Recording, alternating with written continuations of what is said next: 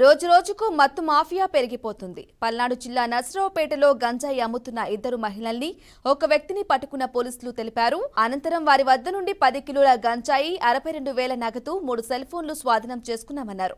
నిందితులను రిమాండ్కు తరలించి కేసు నమోదు చేసుకున్నట్లు పోలీసులు తెలిపారు.